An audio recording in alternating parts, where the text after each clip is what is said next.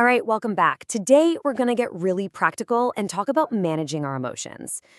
How do you take those big, sometimes overwhelming feelings and turn them from roadblocks into actual tools for growth? We're going to pull some amazing insights straight from a chapter in a recovery workbook to figure it out. I mean, who hasn't, right? That feeling, like you've been totally hijacked by anger or anxiety or just sadness. It's such a common struggle, and man, it can really feel like you're fighting a battle inside your own head. And you know what? There's a really good reason for that feeling. The source material we're looking at today points out that just dealing with upsetting emotions, that's one of the most common hurdles people face, especially when you're trying to make big positive changes in your life, like during recovery. And the stakes here are pretty high. This isn't just about, feeling bad for a little while. When these feelings go unmanaged, they can seriously mess with our relationships, our work. They can get in the way of our happiness and our connection with the people we care about most.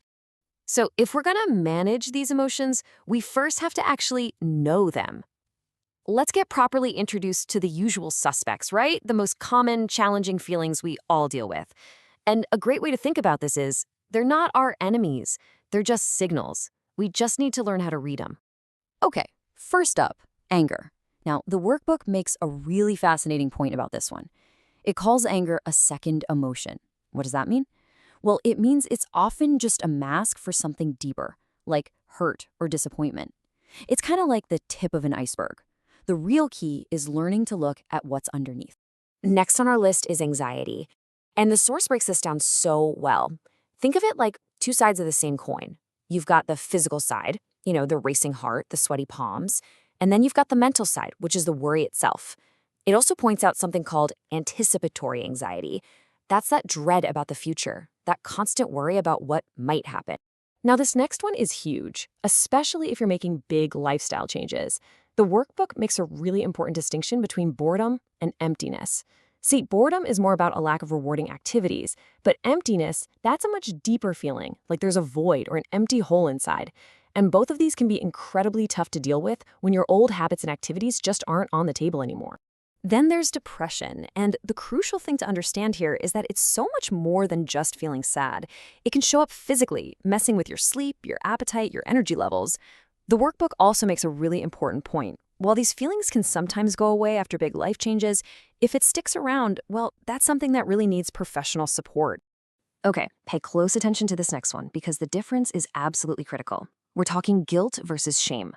Guilt is all about your behavior. It's that feeling of, I did a bad thing. But shame turns inward.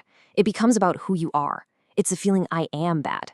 And getting this difference is huge because you can always change a behavior, right? But telling yourself that your whole self is bad, that's a much, much heavier burden to carry.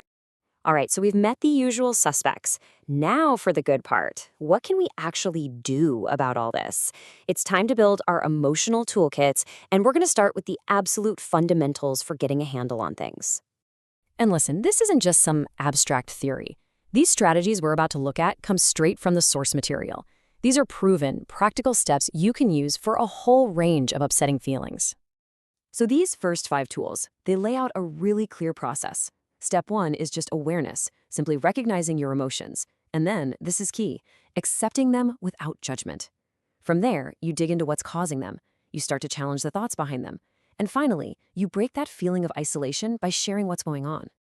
And here's a perfect example of what that challenge your thoughts step looks like in practice. Instead of letting that anxious thought, oh man, I'm gonna bomb this interview, just run wild in your head, you actively reframe it. You see how that simple shift turns that fear into something more like realistic optimism? It's all about taking back control of the story you're telling yourself. Okay, so that's the mental side. Now let's build on that foundation.